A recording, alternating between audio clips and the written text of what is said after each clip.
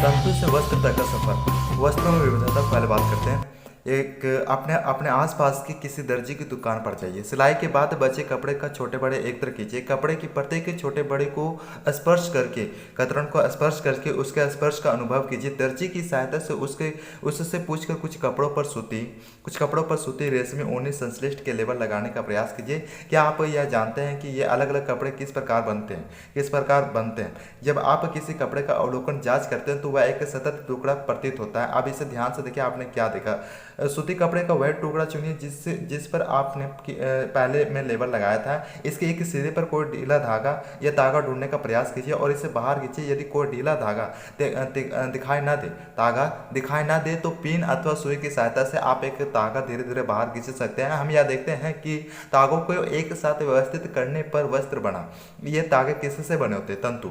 किसी सूती कपड़े के टुकड़े से कोई तागा बाहर निकालिए। इस तागे के टुकड़ों को मेज पर रखिए। इस तागे के टुकड़े के एक सिरों को अपने अंगूठे से दबाइए। तागे के दूसरे सिरों को इसकी लंबाई के अनुदेश में दर्शाए अनुसार अपने नाखून से खरोचिए। क्या आप इस सिरे पर यह देखते हैं कि तागा पतली लड़ियों में विखंडित हो गए हैं? सुई में तागों को पिरोने डालने का प्रयास करते समय भी आपने ऐसा ही परीक्षण किया होगा, टेस्ट किया होगा। कई बार तागे का यह सिरा कुछ पतली लड़ियों में पृथक हो जाता है। ऐसा होने पर तागों को सुई के नाके से गुजरना कठिन हो जाता है। तागे की दिखाई देने वाली पतली लड़ियां भी और अधिक पतली लड़ियों से मिलकर बनी होती है, जिन्हें तंतु कहते हैं। वस्त्र धागों से मिलकर तथा तागे भी आगे तंतु से मिलकर बने होते हैं। ये तंतु कहां से आते हैं? कुछ वस्त्रों जैसे सूती, जूट, रेशमी अथवा और रुई के तंतु पादप तथा और जंतुओं से प्राप्त होते हैं। इन्हें प्राकृतिक तंतु कहते हैं, नेचुरल फाइबर कहते हैं। रुई तथा जूट पटसन पादपों से प्राप्त होने वाले तंतुओं के उदाहरण है। ऊन अथवा रेशम जंतु से प्राप्त होते हैं। ऊन भेड़ अथवा बकरी की कृत्रिक ऊन से प्राप्त होती है। इसे खरगोश, याक तथा यूटू को बालों से भी प्राप्त किया जाता है।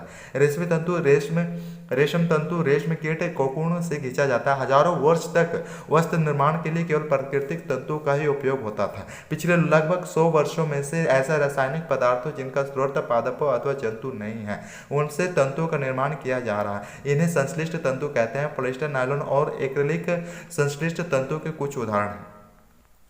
कुछ पादप तंतु। रुई। क्या आपने कभी तेल के लैंपों के लिए बत्ती बनाई है? इन बत्तियों को बनाने के लिए आप क्या उपयोग में लाते हैं? इस रुई का उपयोग गद्दों, रजाइयों अथवा तकियों में भी किया जाता है। कुछ रुई लीजिए, इसे खींचकर पृथक कीजिए, अलग कीजिए और इसके किनारों को ध्यान से देखिए। आपने क्या परीक्षण किया, क्या जांच किया? ये छोटी पतली लड़ियां जिन्हें आप देख रहे हैं कपास तंतुओं से बनी है। रुई कहाँ से आती है? इसे खेतों में उगाया जाता है। साधारणतः कपास के पौधों वहां उगाए जाते हैं जहाँ मृदा काली और जलवायु उष्ण होती है। क्या आप ऐसे कुछ राज्यों के नाम बता सकते हैं जहां हमारे देशों में कपास की खेती कृषि की जाती है? कपास पादप के फल कपास गोलक लगभग नींबू के माप के होते हैं। पूर्ण परिपक्व होने पर बीज टूटकर खुल जाते हैं तथा अब आप कपास तंतुओं से ढके बिनौले कपास बीज को देखा जा सकता है। क्या आपने ऐसा कपास खेत देखा है जो कपास चुने जाने के लिए तैयार हो चुका है? इस समय खेत कपास के फूलों रोगों से इतना श्वेत हो जाता है जैसे हिम ने ढक लिया हो। साधारणतः इन कपास बोलों से कपास को हस्त चयन द्वारा प्राप्त किया जाता है। इसके पश्चात कपास से बीजों को कतन द्वारा पृथक किया जाता है। इस प्रक्रिया को कपास ओटना कहते हैं। पारंपरिक ढंग से कपास हाथों से ओटी जाती थी।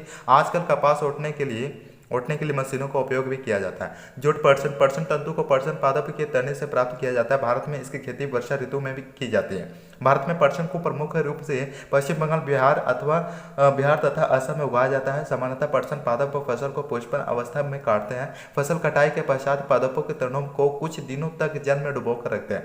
ऐसा करने पर तने गल जाते हैं और उन्हें पटसन तंतुओं से हाथों द्वारा पृथक कर दिया जाता है, अलग कर दिया जाता है। वस्त्र बनाने से पहले इन सभी तंतुओं को तागों में परिवर्तित कर लिया जाता है। ऐसा कैसे किया जाता है? केरेकला एक हाथ में कुछ रुई पकड़ी, दूसरे हाथ के अंगूठे और तर्जनी के बीच कुछ रुई की चुटकी भरिए और इसे धीरे धीरे बाहर की ओर खींचिए और रेशों को लगातार एड़ते भी रहिए। क्या आप तागा बना सके? रेशों से तागा बनाने की प्रक्रिया को कताई कहते हैं। इस प्रक्रिया में रुई के एक पुंज से रेशों को खींचकर एड़ते हैं। ऐसा करने से रेश पास आ जाते हैं और तागा बन जाता है। कताई के लिए एक सरल युक्ति अस्त तकुआ का उपयोग किया जाता है, जिसे तकली कहते हैं। हाथ से प्रचालित कताई में उपयोग होने वाली एक अन्य युक्ति चरखा है। चरखा के उपयोग को राष्ट्रपिता महात्मा गांधी जी ने स्वतंत्रता आंदोलन के एक पक्ष के रूप में लोकप्रियता प्रदान की थी। उन्होंने लोगों को हाथ कते तागों से बुने वस्त्रों को पहनने तथा ब्रिटेन को मिलों में बने आयातित कपड़ों का बहिष्कार करने के लिए प्रोत्साहित किया था।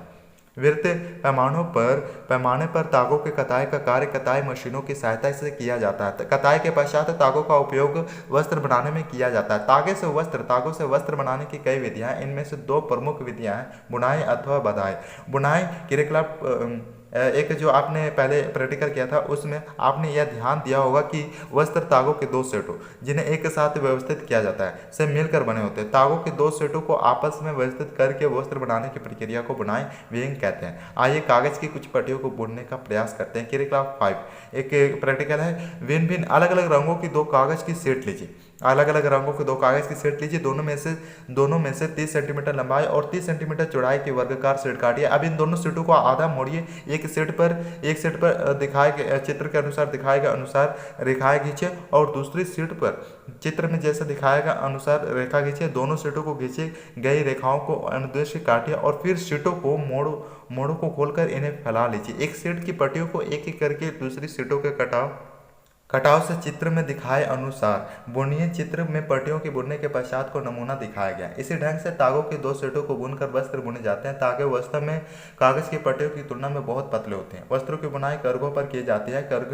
करघे या तो अस्त प्रचलित होते हैं अथवा विद्युत प्रचालित। एक विशेष प्रकार की बुनाई। क्या कभी आपने यह ध्यान से देखा है कि स्वेटर किस प्रकार बुने जाते हैं? इनकी बुनाई में किसी एकल तागे का उपयोग वस्त्र के एक टुकड़े को बनाने में किया जाता है। क्या आपने कभी किसी फटे हुए मोजे की किसी तागे को खींच कर देखा है? जब आप ऐसा करते हैं तब क्या होता है? एकल धागा लगातार खींचता चलाता है और वस्त्र उधड़ता जाता है। मोजे और बहुत से अन्य पहनने के वस्तुएं ऐसी बुनाई द्वारा बने वस्तुओं से बनाई जाती है। इस प्रकार की बुनाई हाथों से तथा मशीनों द्वारा की जाती है। दोनों प्रकार की बुनाई का उपयोग अलग अलग प्रकार के वस्त्रों के निर्माण में किया जाता है। इन वस्तुओं का उपयोग पहनने की विविध वस्तुओं को बनाने में होता है। वस्त्र सामग्री का इतिहास। क्या आपने कभी यह जानने का प्रयास किया है कि प्राचीन काल में लोग पहनने के लिए किस सामग्री का उपयोग करते थे? वस्त्रों के विषय में पूर्व प्रमाणों से ऐसा प्रतीत होता है कि पहले में लोग वृक्ष की छाल, बड़ी बड़ी पत्तियों अथवा जंतु की चर्म और समूर से अपने शरीर को ढकते थे। कृषि समुदाय में बसना आरंभ करने के पश्चात लोगों ने पतली पतली टहनियों और घास को बुनकर चटाइयों और डलियों बनाना सीखा। लताओं, जंतुओं के ऊन और बालों को आपस में ऐंठन देकर लंबी लड़ियां बनाई। इनको बुनकर वस्त्र तैयार किए। पूर्व में भारतवासी रुई से बने वस्त्र पहनते थे जो गंगा नदी के निकटवर्ती क्षेत्रों में उगाई जाती थी। फ्लैक्स भी एक पादप है जिससे प्राकृतिक तंतु प्राप्त होता है। प्राचीन मिस्र में वस्त्रों को बनाने के लिए रुई अथवा तथा फ्लैक्स की कृषि नील नदी के निकटवर्ती क्षेत्रों में की जाती थी। उन दिनों में लोगों को सिलाई करना नहीं आता था। उस समय लोग अपने शरीर के विभिन्न भागों को वस्त्रों से आच्छादित कर लेते थे। वे शरीर को आच्छादित करने के लिए कई विभिन्न ढंगों का उपयोग करते थे। सिलाई की सुई के आविष्कार के साथ लोगों ने वस्त्रों की सिलाई करके पहनने के कपड़े तैयार किए। इस आविष्कार के पश्चात सिले कपड़ों में बहुत सी विविधता आ गई। परंतु क्या यह आश्चर्यजनक बात नहीं है कि आज भी साड़ियाँ, धोतियाँ, पगड़ियों का बिना सिले वस्त्रों के रूप में उपयोग किया जाता है। जिस प्रकार समस्त देश में खाए जाने वाले भोजन में अत्यधिक विविधता देखने को मिलती है, ठीक उसी प्रकार वस्त्रों एवं पहनने की वस्तु में भी अत्यधिक विविधता पाई जाती है।